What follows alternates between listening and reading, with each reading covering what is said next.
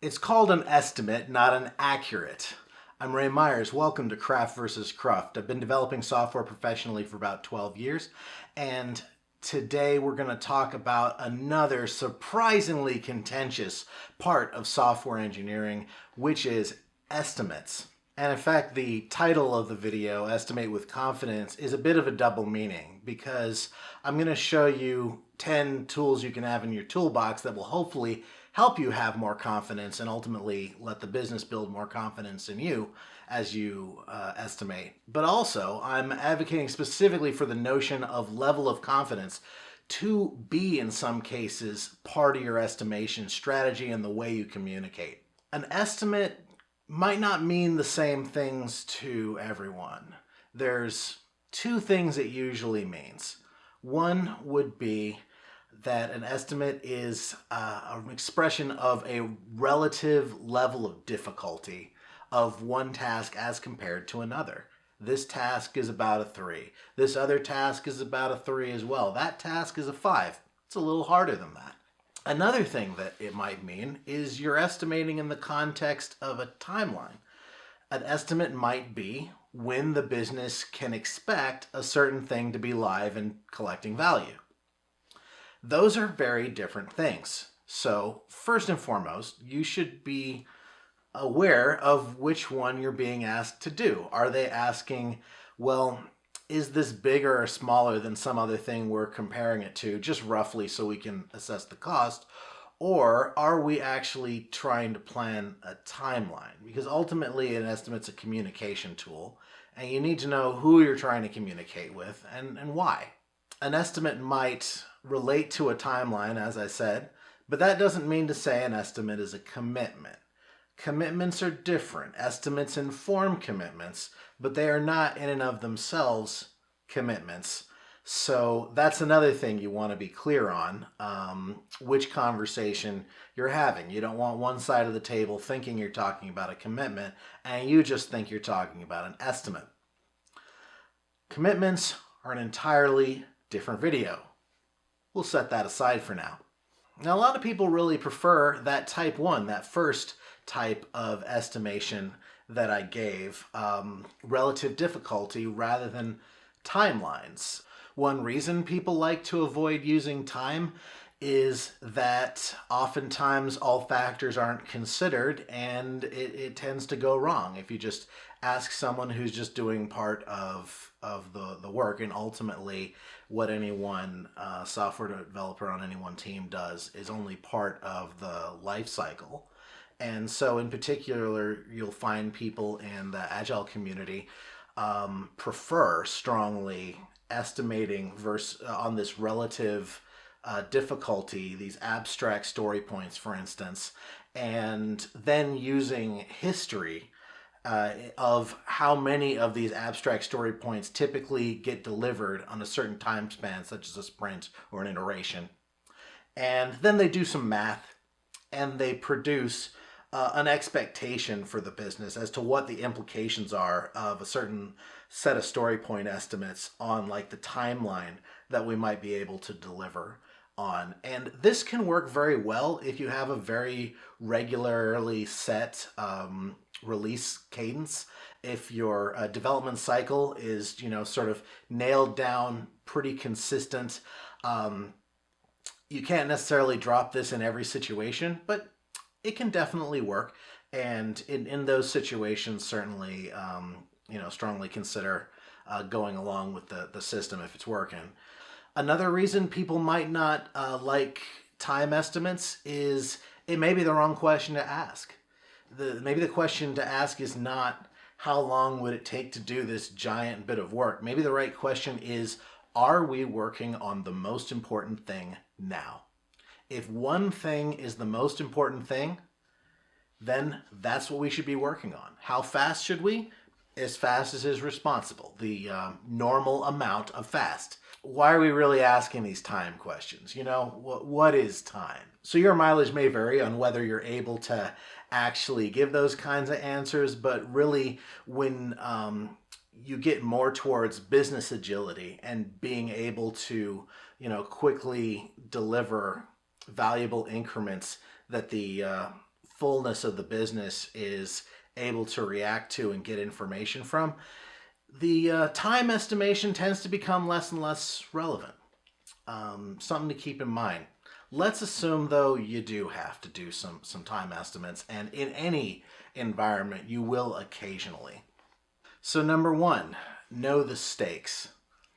Know why someone is asking you when this can be done.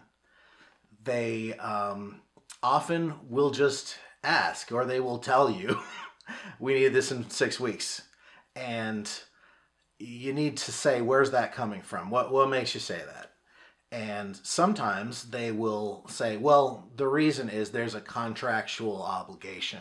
Hopefully, before entering into an agreement, engineering input was sought on the timeline, but one way or another, it could be an externally driven deadline. And that's a very different thing from an internally driven deadline, typically, in terms of how much pushback you might be able to have. And even internal deadlines, certainly, there's a lot of variance in how important those might be to meet.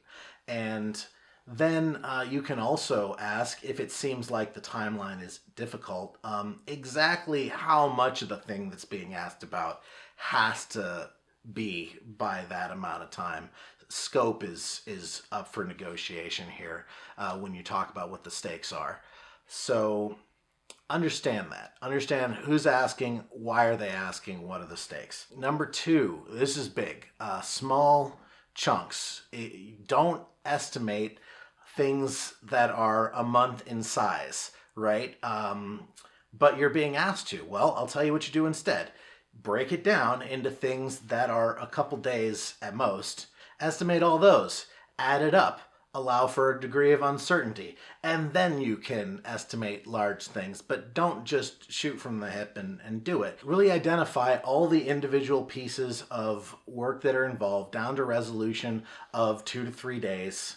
And then you're going to get a lot better estimates. If someone tells me something will take 2 or 3 days, okay, I maybe believe him. If someone tells me one specific thing is going to take 2 weeks, I don't believe you at all. It might take 2, it might take 5. You don't know. You haven't sat down and thought about what the individual pieces of this thing are. Number 3, maybe don't give one number. Maybe give a range. When my customer does need to know more precisely, well, they'll tell me and we'll have that conversation. But I'll oftentimes say something like, yeah, that would take from 2 to 4 days. That would take from, 1 week to a month. Or I might say something as vague as, that could be done in days, not weeks. That's weeks, not months. That's months. Number 4, call out your assumptions. Whole lot of miscommunications happen just on differing assumptions between the person giving the estimate, perhaps might be the lead developer, and the product owner, whoever's asking for it. Perhaps we think that this deliverable is a different thing completely. Or we don't think done means the same thing. Or I'm thinking, I'm giving you a number of days if we're completely dedicated to it, the whole team, but really maybe we won't be. Maybe our backlog's still going to be full of other stuff. In Scrum, they're big on a concept of definition of done, and I couldn't agree more. That's a thing that you need to have as a shared understanding, and be sure if you don't already have that understanding, you reach it in this estimation process. Number 5, know what's outside of your control. Look at what Gene Kim calls the principle of locality, which is a main value of DevOps. Is your team really in control of your own destiny on this one? Or is there help you're going to need from other groups that may be subject to different prioritization schedules than you? So are there blockers that are going to come up? Can you foresee them? Or do you need to say, this estimate has an asterisk on it, which is that we're going to get the proper support from over here? If you can tell that to the business in advance, then the right work might happen from your perspective behind the scenes, right? Not to someone else's perspective. It's very much where the scenes are for them. in order to tee that up and make sure you get that support. But anytime you're talking about estimating in terms of time as opposed to just a relative level of difficulty, being able to foresee things that will come up that you won't have direct control over working to solve is very important. And of course, better still, if there's a way you can work to permanently prevent those from disrupting you in the future. Number 6, admit when you don't know. There are many people who have great difficulty saying 2 phrases. I don't know, and I was wrong. You need to get very comfy with those things. And I still work at it, but I like to think I am confident enough in my credibility that I know I can say those things and admit those things, and I will still be credible. It will be okay. And we will be better for it. We'll say, I don't know that. I can't estimate for you right now how long this will take, but if it's important to know, we will find out. We will go learn. What I'm not going to do, no matter that I'm frequently pressured to say I know more than I do because they want an answer, I will not sit and lie to you about how much I know about this situation. I will be impeccable with my word as I can be. That means sometimes you might want an answer right now and I just can't give it to you. I've got to go do some investigation if it's important you accurately know this. Number 7, get everyone's opinion. We've all seen this happen, right? The lead developer is in a meeting with the whole dev team and some reps from the business that want to discuss these different elements and how long they might take. Now, the estimates that are given might affect what the whole team is going to do and what the expectations are. But maybe there's only one person talking. Maybe only the lead is given these numbers. And not in the context of delivering what we've all talked about together, but just from the hip, oh yeah, 1, 2, 3, no input being gathered. Well, I don't think that's a great way to operate most of the time. I think that everyone who's involved in doing the work should be able to, as we're first estimating the size, kind of weigh in. Now, whether you want to have that conversation in front of your customer or not, there are different contexts there.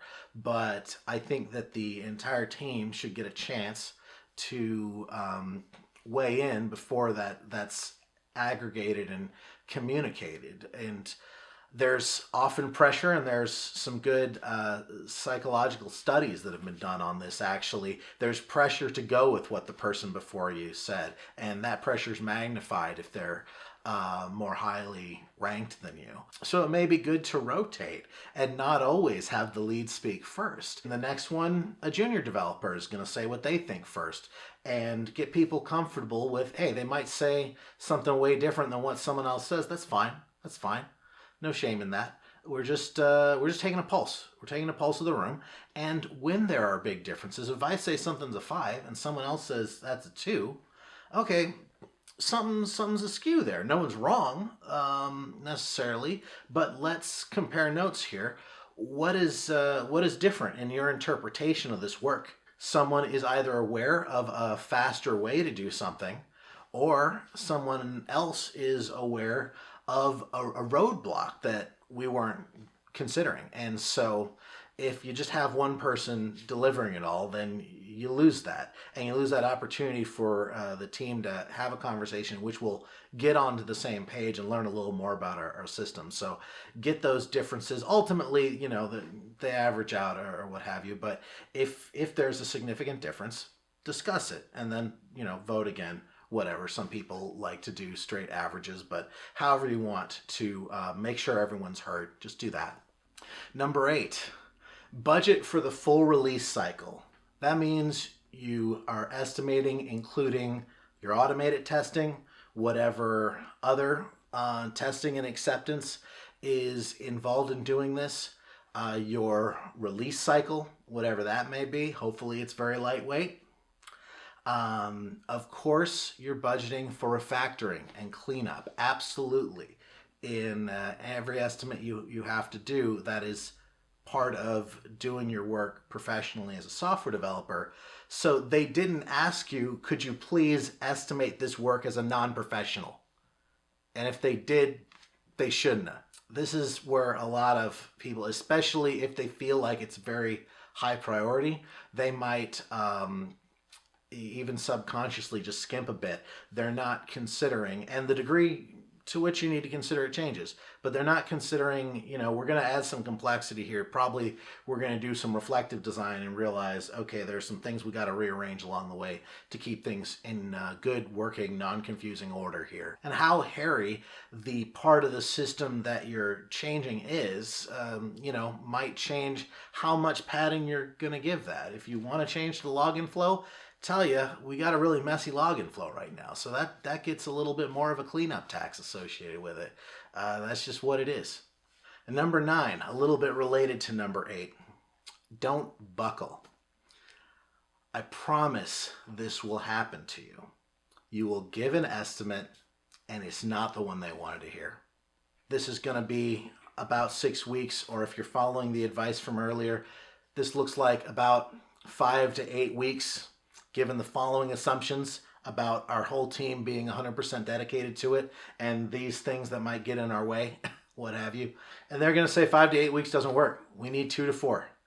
That's what we require for the following really important business reason. What you might be tempted to do is to say, okay, we'll figure out how to get it done, because that's what they clearly want to hear. They want to hear you just say, yeah, okay, we'll do it. And you'll sound like a good team player in that moment. But ultimately, you will have failed. You will either be late, or you will ruin your team's morale, or you will cut a bunch of corners and build a bad foundation for the next features the business needs, and be either slower or have more defects. And in various ways, you will ultimately fail the business need by caving to pressure if you give an estimate that was to the best of your abilities and simply change it at the whim of the person asking you. They ask you for information and now you've just lied to them. What can you do instead? Well, negotiate. Just don't negotiate unilaterally by giving things up. Say, okay, well, let's discuss this 2 to 4 week timeline. What we can't do is, with these resources, with these people, do what you asked in that amount of time. But maybe there's 40 items here, and by that amount of time, you really only need 20 of them. Let's discuss that. What can we do? They'll be talking about things like scope and budget if they're trying to push on time. There's something called the iron triangle, in terms of you've got the cost, which often is how many people are working on it, and the time, and then there's how much gets delivered. And you can't just, push on one of those without the others moving.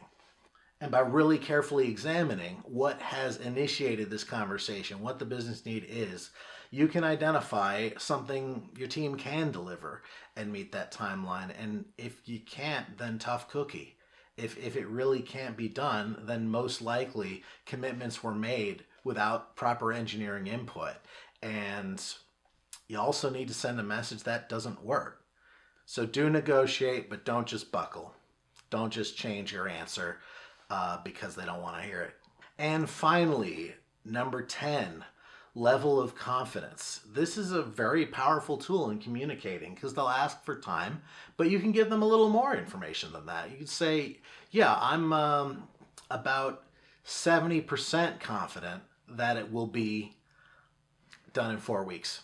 Oftentimes, like, okay, 70% confident, 4 weeks, fine. Or there may be higher stakes than that. They may say, well, we actually need to know, what are you 90% sure of? What are you 95% sure of? And okay, well, if you need a 90% certainty, I say, add this much time, and I'm 95% certain that this timeline could be met, because I'm trying to account for things that pop up as they do, best I can. So that 95% certainty timeline, it's a longer timeline. We might not need it all. but you can bet on that pretty well. So incorporating that level of confidence is a great way of communicating when you're being asked to do something that there are a lot of rakes to step on. A lot could go wrong along the way, that if you just give time by itself, that information will get lost as it travels up the reporting chain potentially. Another really interesting thing you can do with these confidence levels, I first saw done by Jim Knoll, who was my director when I was at Carfax. Very rare in that environment, which was rigorously extreme programming methodology, that the director would be involved in the estimation process. But this was an atypical scenario, particular high stakes project involving the payment system. After we had identified what all the tasks were and this multi-month potential timeline we were looking at for a particular option of meeting compliance, he asked everyone in the room, what's your confidence level in this timeline? Okay, you've got a 70%, you've got a 40%, you've got a 60%. Okay, and we've discussed all the reasons why we have these differing confidence levels. All right, average them all together, turned out to be, let's say, 50%, which is pretty low. Normally you get 70 or 80% confidence on a timeline if things are really in your wheelhouse, at least that. So we ended up with a 50% confidence level. And so he's like, okay, 3 months, 50%. Take the uncertain half and just tack it on. 6 months is our number. And if it had been a 70% confidence level, he would have taken the other 30% and tacked it on. And I thought that was a really neat trick. I mean, it's not science. It's not exactly, mathematically sound to take 100%, subtract the confidence level to get the uncertainty factor, and then just tack on that much to the end of the timeline. But it at least communicates in a very real way what the impact of that uncertainty. This is really clever. And as an engineer, it made me feel like he was listening to us and really taking seriously the concerns that we had. So go forth, estimate well, estimate with confidence, help people make the best decisions they can, and earn their trust. Remember what Lao Tzu said in the Tao Te Ching, with patience, the most tangled cord may be undone. Thank you.